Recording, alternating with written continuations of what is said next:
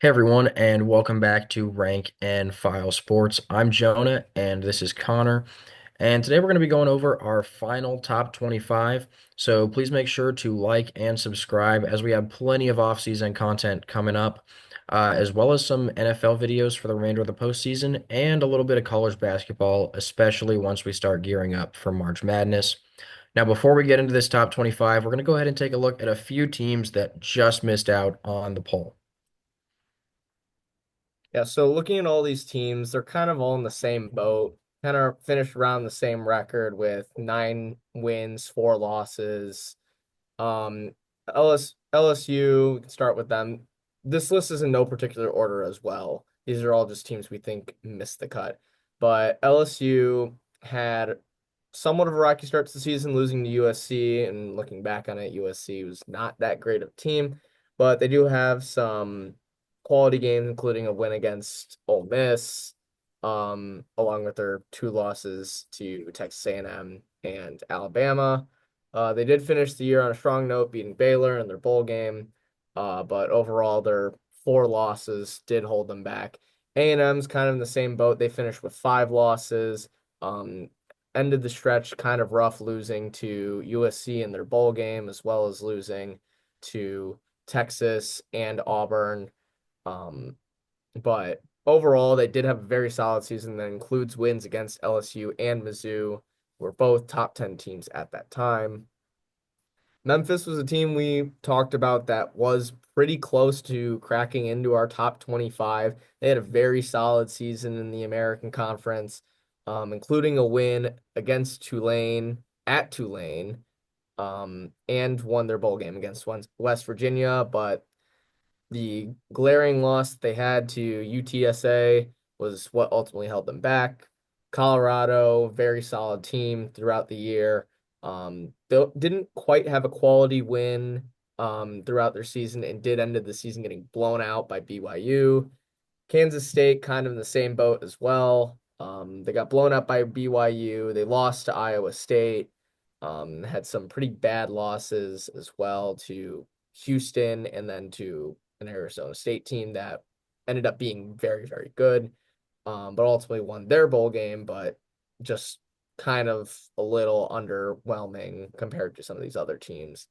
Mizzou was a very tough team. They were kind of a good team throughout the season, but they just felt like something was missing compared to the season they had last year.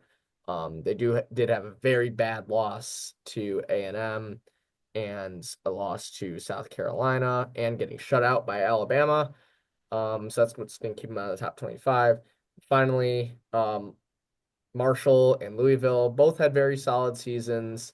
Louisville did have an argument to get in the top 25 with a very good win against Clemson and a close loss versus Miami, but also ultimately had a loss to Stanford that cut them out. And Marshall, very good out of the Sun Belt Conference this year, but ultimately, just compared to some of these other teams, we did not feel that they were up to the same caliber or finished the season as strongly as some of the other teams that we have in the top 25. Yeah, and like you said, finishing the season strong was one of the things that we considered. And that's why we actually do have Florida and Michigan, both as five-loss teams, ranked in our top 25.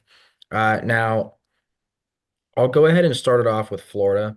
They started off the season and it wasn't looking great at first, but they had a brutal stretch of games.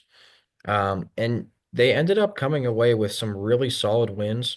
They beat LSU, they beat Ole Miss, an overtime loss to Tennessee in the middle of the season. They played Georgia pretty decently well. I mean, five losses is a lot, but it really felt like this team finished the season strong, and then they blew out Tulane in that bowl game, which to me, that was enough to just get them in there at 25. And the future looks kind of bright next season with DJ Lagway at quarterback. As for Michigan, you can't finish off the season much better than Michigan did. They had the road win at Ohio State and then went on to beat Alabama in their bowl game. So great finish to the season for Michigan. Both of these teams, in my opinion, did enough just at the end of the year to finish the season ranked. But all those losses earlier on in the season really limited them to these bottom two spots in our top 25. Next up are the two service academies that had probably the best seasons of their um, history. We went back and forth whether Army should get the benefit of doubt with the better record or if Navy should be ranked ahead of them, considering that the head-to-head win. And we ultimately honored their head-to-head um, record, despite both losing to Notre Dame pretty badly and Navy having that additional loss. Navy did hold Army's offense to considerably less yards than they had been averaging throughout the season. So, despite that one extra loss, with their dominant win over Tulane, we gave Navy the edge over Army. And then at number 21, UNLV is going to sit right there. They lost to Boise State two different times. That Mountain West Championship, it really did feel like they had a shot. Even late in that game, they really started to push to make a comeback, even though they ultimately lost by 14. And then that third loss was an overtime loss to Syracuse at home. And Syracuse turned out to be a really solid team. We'll see them here in just a second. But UNLV did enough that they definitely deserved to be ranked, only losing to three ranked teams. Otherwise, they took care of business everywhere else. Next up, we got South Carolina. Now, despite the 9-4 record, South Carolina had one of the most explosive offenses in the country. Played some very close games against a very tough schedule, including probably should have won that LSU game, but having some very good signature wins in their SEC play. But those four losses are going to knock them down just a little bit compared to some of these other teams like Syracuse, who had a spectacular season with Kyle McCord transferring in from Ohio State, having some very good wins, beating Washington State in their bowl game, and overall just really setting a good future for the Syracuse program. Yeah, Syracuse and Miami was one of the toughest debates. And in the end, we did put Syracuse ahead of Miami because of the head-to-head win. So Syracuse at 18, Miami at 19. And Syracuse had a really great season with McCord at quarterback and just overall really deserving of a top 25 ranking after having a really solid season that a lot of people didn't see coming. And one of the things that hurt Miami was definitely the Georgia Tech loss doesn't look great, as well as losing that last game to Iowa State, who we see there at 16. Yeah, so with Alabama and Iowa State, Alabama had kind of a down year in comparison to what we've come to expect from them. But despite that, they did have a solid year. Didn't necessarily end in the best ways with that bowl game loss to Michigan. And Iowa State, despite getting blown out in their championship game by Arizona State, still a very solid year. They were undefeated at one point and approaching a top 10 team if they weren't already a top 10 team, but just had a couple strings of losses that knocked them down. But overall, very solid team from Iowa State. That's why they're kind of in the middle of this ranking. Yeah, and just to address it real quick, Syracuse is number 19 on the graphic. I did mean to flip those two because Syracuse does have that head-to-head win. So Syracuse is ranked number 18, Miami 19. The graphic is just wrong there. So moving on to the top 15, we'll go ahead and start it off with Illinois. Illinois finished the season really strong. They had a great win over South Carolina in their bowl game. A lot of people, including myself, counted Illinois out of that game. Didn't really think they were going to win that one. And the only other two losses were to Oregon, although it was by 29. That was a bad loss as far as points go. And then also a road game to Penn State. But I mean, they won every other game, had an undefeated record at home, aside from a loss to Minnesota, which again isn't great, but Minnesota was kind of an underrated team. So, uh, Illinois really did deserve this top tw 15 ranking, especially with that win over South Carolina to end the season, which just a lot of people didn't see coming. And then next up, we have our first playoff team with SMU and Clemson. Now, it was kind of tough for us to not put them in the top 12, but BYU has the head-to-head record over or head-to-head win over SMU. And then Ole Miss, we just felt like was a slightly better team than both of these. They finished the season strong with a win in their bowl game. Clemson and SMU both played decent games in the CFP. Clemson arguably put up a better fight against Texas than SMU did against Penn State. And we had Clemson ahead of SMU because we just had to honor the head-to-head record in the ACC championship, despite Clemson having one more loss. Moving into the top 10, starting off with Tennessee and Indiana.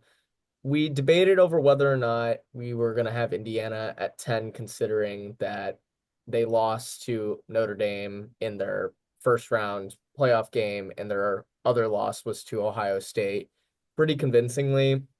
But ultimately, considering where we ended up ranking Ohio State and Notre Dame, we thought Indiana's losses in those two games, being their only two losses, put them ahead of a Tennessee team that got blown out by Ohio State in their first round playoff game and also had some rough losses during their SEC play.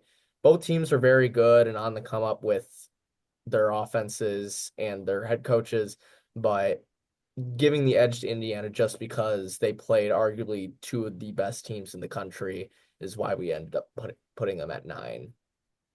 Yeah. 7 and 8, Arizona State and Boise State. Both of these teams with incredible running backs.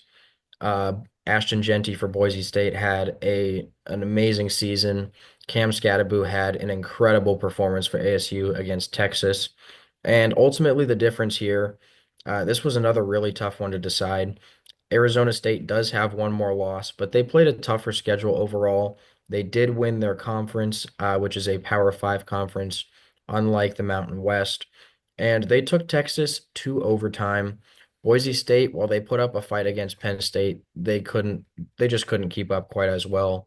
And Penn State really was able to shut down Ashton Genty while Cam Skattebo ran all over and through for a big pass against Texas. So just overall, ASU, the way they finished the season, they did deserve number 7 just a bit more than Boise State. And then I'll go ahead and let Connor talk a little bit about numbers 4 through 6. You can see Texas here. We'll go ahead and move on to the next graphic because these three teams were really hard to distinguish between. Yeah, Texas at 6, Georgia at 5, and Penn State at 4. Because we have been honoring the head-to-head record, we ended up placing Georgia ahead of Texas, despite Texas arguably being the better team throughout their playoff run, getting to the semifinals of the playoffs. Um, it it's very tough to distinguish who really would be the better team. We honored the head-to-head in this case, but we can see arguments for why Texas should be ranked ahead of them. And then with Penn State as well, Penn State's got 3 losses and also made the college football semifinals. Those 3 losses are to the number 3 team in our ranking, the number 2 team in our ranking, and the number 1 team in our ranking.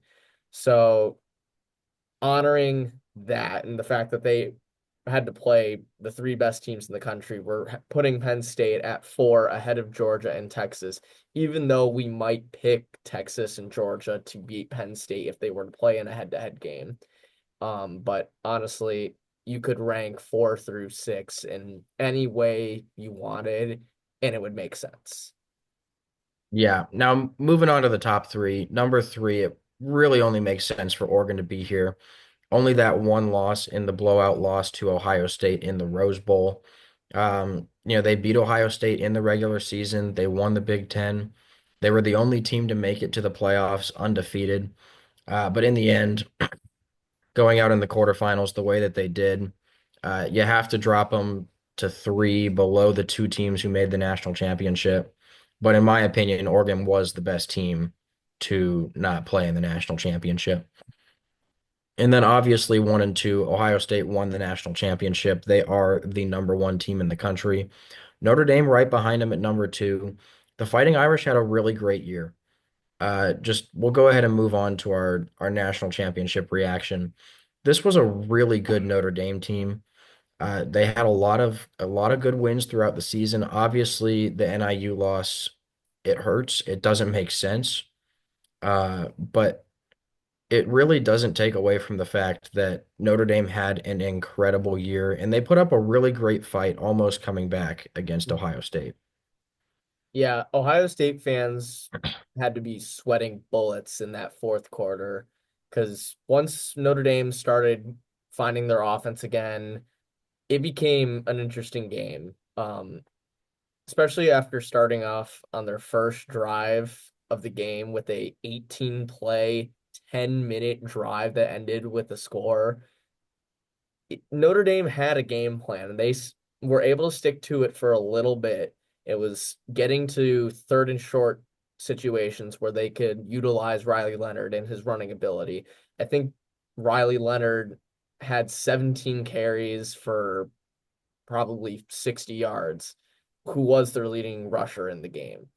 But once they started to get behind, they had to resort to throwing the ball more and more often. And towards the fourth quarter, it didn't work. But once they got to that fourth quarter, they had the two big touchdown passes with the yards after catch.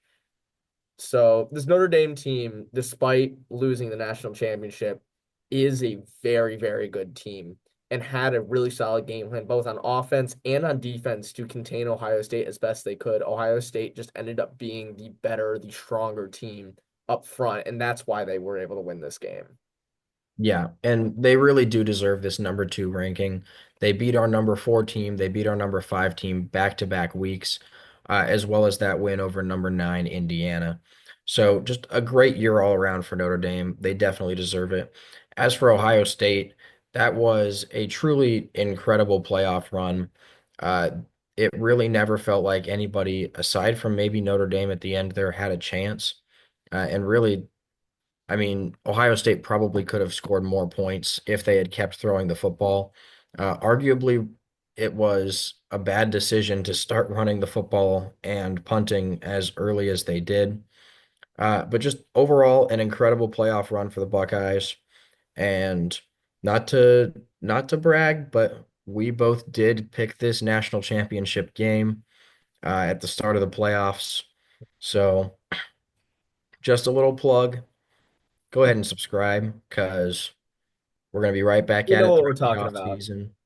And hopefully, we'll see you in future videos.